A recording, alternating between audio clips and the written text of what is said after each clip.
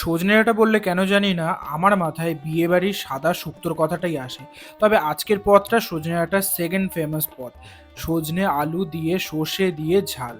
এটাও অসাধারণ লাগে। সদ্য সদ্য গরমকালের কচি কচি সজনে ডাঁটা উঠেছে, সেইটা দিয়ে আলু দিয়ে সর্ষে দিয়ে পোস্ত দিয়ে মাখা মাখা করলে জাস্ট অসাধারণ লাগবে। আমরা বাড়িতে সাদা এবং কালো সর্ষে একই সাথে মেশানো থাকে সমপরিমাণে। আমি সেটাই নিয়ে নিয়েছি ৪ টেবিল চামচ, মানে ২ চামচ সাদা সর্ষে, ২ চামচ কালো সর্ষে। তোমাদের যদি আলাদা আলাদা মেশাতে হয়, এটা সবার প্রথমে আমি জল দিয়ে ভিজিয়ে রাখবো প্রায় আধা ঘন্টা ১ ঘন্টা। ততক্ষণে সজনে ডাঁটা আলুগুলি কেটে নিতে পারবো। যেমন কথা তেমন কাজ। আলুগুলিকে সবার প্রথমে চোকলা ছাড়িয়ে এখানে আলু ভাজার থেকে একটু মোটা করে কেটে নিচ্ছি, মানে যেটাকে ফ্রেঞ্চ ফ্রাইজের মতো কেটে নেওয়া বলে আমার ভাষায়। হ্যাঁ, ঠিকই বললাম। ফ্রেঞ্চ ফ্রাইয়ের মতো কেটে নেওয়া আলুগুলিকে, আর ডাঁটাগুলি সমস্ত চোকলাটা ছাড়াতে যাবে না, মানে গায়ে যে আঁশ থাকে এক সাইড দু সাইড ছাড়ালেই হবে। সমস্ত চোকলা ছাড়িয়ে দিলে না ডাঁটাগুলি একদম গলে ঘ্যাঁট হয়ে থাকবে। এখন এর সদ্য কচি ডাঁটা বলেই আমি বলছি। একটু যদি পুরনো ডাঁটা হয় বা বুড়ো ডাঁটা হয়, সেগুলি সমস্ত চোকলাটা ছাড়িয়ে নেওয়াটাই বেশি ভালো। ব্যাস, কাটাকাটির কাজ শেষ। সজনে ডাঁটা আর আলু এই দুটো কাটা ছাড়া আর কোনো কাটাই নেই। এবার আঁচে কড়াই বসিয়ে আমি এতে দিয়ে দেবো বেশ খানিকটা সাদা তেল। তোমরা চাইলে এখানে সরষের তেল ইউজ করতে পারো।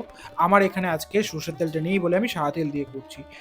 তেলে এবার ১ চা চামচ পরিমাণ কালো জিরে ফোড়ন দিয়ে এখানে কেটে ধুয়ে পরিষ্কার করে রাখা আলুগুলিকে দিয়ে দিচ্ছি। আলুগুলি ১-২ মিনিটের মতো নাড়াচাড়া করে এখানে দিয়ে দেবো বেশ কয়েকটা কাঁচা লঙ্কা। শুরুতেই কাঁচা লঙ্কা দেবো যাতে কাঁচা লঙ্কার ফ্লেভারটা বেশ ভালোভাবে ডিশটাতে আসে।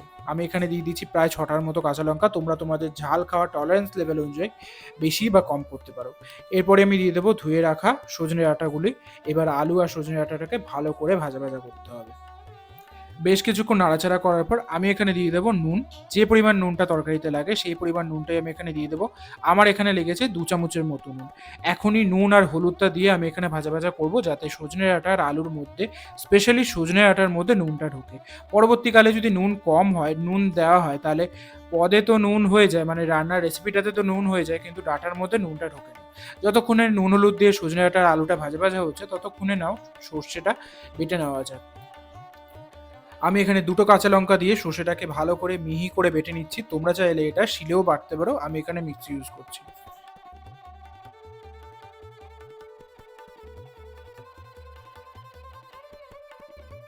যতক্ষণে সর্ষেটা মিহি করে বাটা হয়েছে ততক্ষণে আলু আর সজনে ডাঁটাটা বেশ ভালো করে ভাজা ভাজা হয়ে গেছে। এখন আমি এই পেস্টটা দিয়ে দেবো এই তরকারিতে, আর দিয়ে দেবো এই মিক্সি ধোয়া জলটা। দিয়ে বেশ কিছুক্ষণ নাড়াচাড়া করব।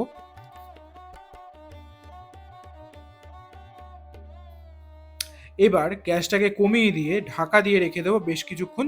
এতে সজনে ডাঁটা এবং আলু দিয়ে বেশ কিছুটা জল বেরোবে। আমি এখানে ২-৩টে বাতাসা ইউজ করেছি মিষ্টত্বর জন্য। তোমরা চাইলে চিনিও ইউজ করতে পারো। এখন আমাদের আলু আর সজনে ডাঁটাটা ফুললি ডান। একটু বেশ খানিকটা নাড়াচাড়া করে আমি এখানে দিয়ে দেবো ধনেপাতা। বেশ অনেকটা পরিমাণেই ধনেপাতা আমি এখানে দিয়ে দিয়েছি, কেন কি ধনেপাতার গন্ধ ডাঁটার সঙ্গে সর্ষের সঙ্গে মিলে এক অভূতপূর্ব গন্ধ তৈরি করে।